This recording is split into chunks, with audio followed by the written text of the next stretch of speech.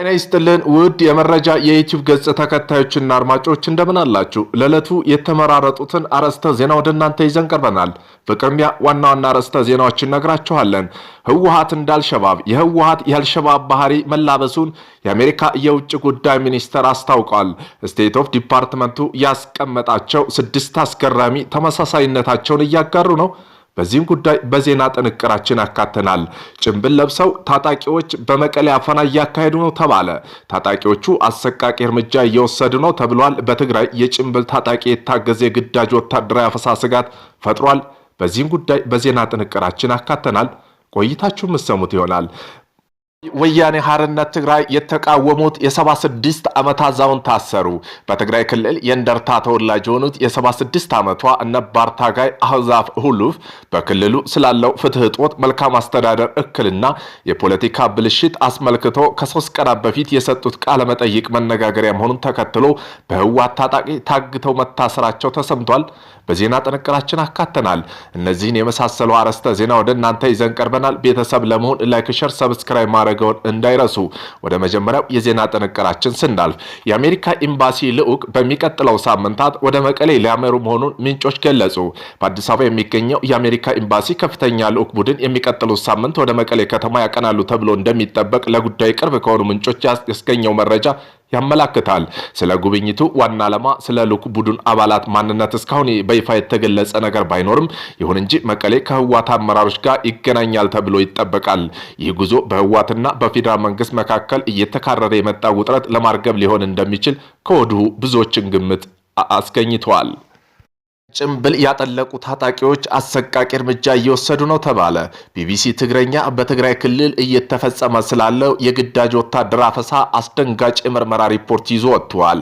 በወርቅ ማውጫ ስፍራዎችና በሌሎች ስፍራ እየተፈጸመ ያለው አፈሳ በዝርዝር የሚዳስሰው ዘገባው ከህወሓት ታጣቂዎች ባለፈ ጭንብል ያጠለቁ ታጣቂዎችን በንጹህ ላይ እርምጃ እየወሰዱ እንደሚገኝ ጠቅሰዋል።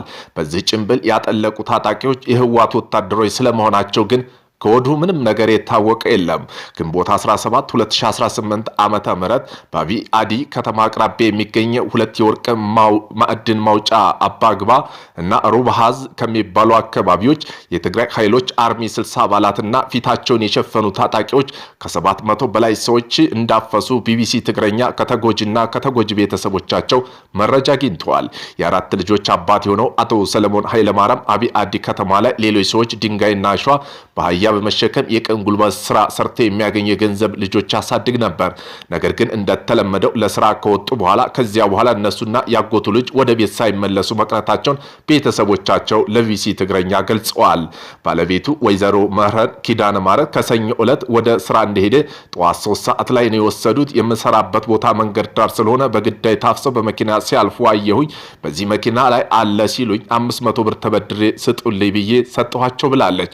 ከዚያም በኋላ ባለቤቱ ከማይቀነጠል አልፎ ወደሚገኘው ወታደራዊ ማሰልጠኛ እንደተወሰደ መረጃ እንዳገኘ ትገልጻለች። በጣም ተጨንቋል። ልጆችን ናፍቀውታል። አባታቸው እያሉ እያስቸገሩ ነው። ልጆቻቸው የሚረዳ አንድም የለ። ሰለሞን ልጆችን ትቶ እዚህ ውስጥ የመግባት ፍላጎት የለውም። በኃይል ነው የተወሰደው ብለዋል።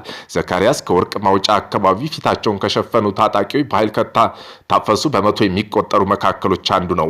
አፈሳወት፣ ድብደባ፣ ማንገላታት፣ ተኩስ ጭምር እንደነበር የሚናገሩት ዘካሪያስ ከጣንቋይ አበርገሌ ቀይቲ ተክሊ እና አቢ አዲ ወረዳዎች የመጡ 500 ሰዎች ወደ አቢ አዲ ከተማ ማዘጋጃ ቤት፣ ከቆላ ተንቤ የመጡ 200 ሰዎች ደግሞ ከአቢ አዲ ከተማ ነዳጅ ማደያ አቅራቢያ ወደሚገኘው ግንባታው ወዳላለቀ ህንፃ ለታጣቂ መወሰዳቸው ይነገራል። ቢቢሲ ትግረኛ ያናገራቸው ሌሎች ሰዎች ከታፈሱ በኋላ በከተማ ፖሊስ እና ጸጥታ አካላት እንዲሁም ለአቢ አዲ ከተማ ወረዳ አስተዳደር እንዳስረከቧቸው ይናገራሉ። አቢ አዲ ከተማ ማዘጋጃ ቤት አዳራሽ የከተማ ከንቲባ ምክትል እንዲሁም የጸጥታ ኃላፊዎች በመምጣት ትዋጋላችሁ እንዳሏቸው ጨምሮ አስረድተዋል። ከማዕድን ቁፋሮ የተያዙ ወጣቶች ወደ ትግል ነው የምትሄዱት አሉን። ልብስ ሳንለብስ ራቁታችን ነው ያልነው። እቃችንና ሞባይል ሳንይዝ ከስራ ነው ያፈሷቸው። ልብሳቸውን እንኳን እንልበስ አልናቸው። እነሱ ግን አያገባንም አትሄዱም ብለውናል ብለዋል። ዘካሪያስ በተለያየ ጊዜ በትግራይ ውስጥ በተካሄደው ጦርነት የቤተሰብ አባላት መስዋዕት ገልጾ ከተጠራ በኋላ መለቀቁን ተናግረዋል። ከዚያ በኋላ አውቶቡስ ኦራልና አይሱዚ መኪና አምጥተው ጭነው ወደ ሌላ ቦታ እንደወሰዷቸው ቢቢሲ ያናገራቸው ስለመሆናቸው ተጎጂ ይናገራሉ። የአርሚ 60 የትግራይ ኃይሎች ምክትል አዛዥ ኮሎኔል ዘልኡል ማቴዎስ ለቢሲ በሰጡት ምላሽ የሚመሩት ቡድን በአግባብ አካባቢ ተሰማርቶ እርምጃ እየወሰደ ገልጸዋል። አካባቢው ሰፊ የማዕድን ወረራ አለ። እዚያ የነበሩ ወጣቶች ኦፕሬሽን በማካሄድ በትናቸዋል። በሩህባዝና በአባግባ የነበሩ ወጣት ለሌላ የጸጥታ ሁኔታ በጣም አስቸጋሪ ስለነበር እርምጃ ወስደናል የሚል ምላሽ ሰጥተዋል። ወጣቶች የማይቀናጠል እግዳ አርቢ መካከል ወደሚገኘው ወታደራዊ ማሰልጠኛ እንድትወሰዱ ቤተሰቦቻቸው መናገራቸውን በተመለከተ ላቀረቡላቸው ጥያቄ ኮሎኔሉ የማውቀው ነገር የለም ሲሉ መልስ መልሰዋል። ህዝባዊ ወያኔ ሓርነት ትግራይ የተቃወሙት የ76 ዓመት አዛውንት ታሰሩ። በትግራይ ክልል የእንደርታ ተወላጅ የሆኑት የ76 ዓመቷ ነባር ታጋይ አላፍ ሁሉፍ በክልሉ ስላለ የፍትህ እጦት፣ መልካም አስተዳደር እክልና የፖለቲካ ብልሽት አስመልክተው ከ3 ቀናት በፊት የሰጡት ቃለ መጠይቅ መነጋገሪያ መሆኑን ተከትሎ ከህወሓት ታጣቂ ታግተው መታሰራቸው ተሰምተዋል። የወረዳ 7 እንደርታ የፈለግ ማያት ጣቢያ ነዋሪ የሆኑት እናት ለምን ተነፈሰች፣ ለምንስ ተናገርሽ በሚል ዛሬ መታሰራቸው ተረጋግጧል። እንደ መረጃ ገለጻ ከሆነ ለእርሳቸው ዋነኛ ምክንያት የሆነው ለምን ልጁ ወደ ጦር ይገባሉ በማለት ሰላማዊ ጥሪ ማቅረባቸውን እንደ ሌሎች የጦርነት ነጋሪት ለመጎሰም ፈቃደኛ ለመሆናቸው ሲሆን የቀድሞ የህወሓት እስከ እድሜ ልክ የሚያስቀጣ ህግ ማውጣቱ የሚታወስበት በዚህ ወቅት የ76 ዓመት አዛውንት በአመለካከታቸው ማሰሩ ከፍተኛ ቁጣና ትዝብትን እየቀሰቀሰ ይገኛል። እስካሁን እናት አሃዛ ህሉፍ በታጣቂ ተወስደው የት ቦታ እንደታሰሩ አሁን ያለው ሁኔታ በትክክል አለመታወቁ ተገልጿል። ህዝባዊ ወያኔ ሓርነት ትግራይ እንዳልሸባብ ተቆጠረ። ህወሓት የአልሸባብ ባህሪ መላበሱን የአሜሪካ የውጭ ጉዳይ ሚኒስተር አስታውቋል። ስቴት ኦፍ ዲፓርትመንቱ ያስቀመጣቸው 6 አስገራሚ ተመሳሳይነታቸውን እያጋሩ ነው።